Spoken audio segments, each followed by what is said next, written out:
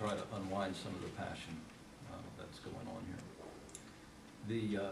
The reason why there's passion is that the case that you have heard that's been presented has got another part of the story.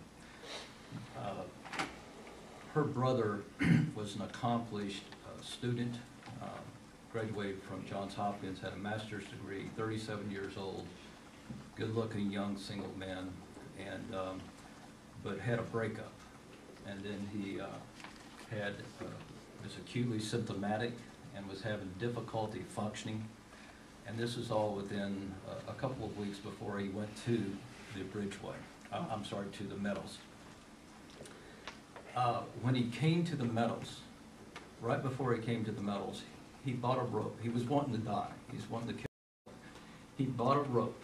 He put it in his basement, put it up there, had a suicidal rehearsal, had planned on killing himself. Then he decided, rather than killing himself, I'm going to give therapy and give treatment a chance. So he gets on an airplane, comes from Philadelphia, goes to Wickenburg, goes into the Meadows, and tells them, and this is all in the records, in the medical records, that I've been thinking about killing myself for the last 2 weeks. I am going to kill myself. If I don't get good therapy, if I don't get good care, if I can't get rid of this psych ache that's inside of my head. And he says that I have thought of 9 different ways of trying to kill myself, and I've decided that I'm going to hang myself. So he comes in to the facility saying that I want to die. And he tells Dr. Brockway that. Dr. Brockway, incidentally, is in charge of the safety of this patient, is in charge of if he's going to be protected or not. He says, I'm thinking of 9 different ways of killing myself, and I've decided on hanging. And what they do is lead him with this belt. And throughout the course of his treatment, he keeps telling people that he wants to die, and he's thinking of killing himself. From time to time, he may back off it a little bit, but he gets there on a Wednesday, and he's dead hanging from a tree on Sunday by hanging. Now, how could something like that happen in a psychiatric facility? Remember, the reason why people are put into psychiatric facilities is because they're suicidal. That was the reason he was there, plus to get treatment for some other issues, but he wanted to die.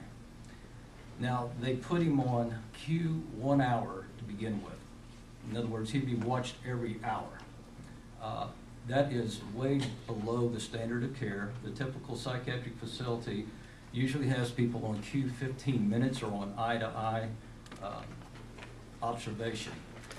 In this particular case, they had a policy and procedure that said at the Meadows that if he has any suicidal ideation, he'll be watched eye to eye. They disregarded, Dr. Brockway disregarded that, put him on 1 hour, and then changed it to 4 hours, that he'd be watched every 4 hours. He was put on a unit and not watched. The people that were on the unit did not know anything about him being suicidal at all. He was left with his belt, he was left alone, and the door was wide open so he could walk out and kill himself. And that's exactly what happened. That's why you have the passion here today. Dr. Brockway was in charge of making sure that he understood that he was suicidal, and then took a protective intervention that any psychiatrist would have taken in the United States.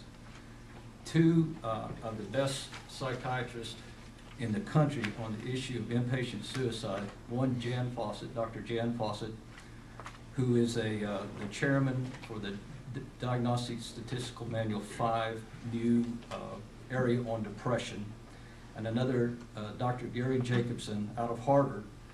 Both opine that this is one of the worst cases that they've ever seen. There has been, to my, I've never heard either one of them ever back off of that, and what I heard today from counsel was news to me. I don't believe that that happened from Dr. Jacobson or Dr. Fawcett, but I'm willing to see that. Sir, your time is almost up. Would you consider summarizing? I will do that. I would encourage you to look at the re-examine this, look at the expert opinions. Leaving someone like this, the way he was, is like leaving a 5-year-old on a freeway with no care. Thank you for appearing. Thank you. Thank you.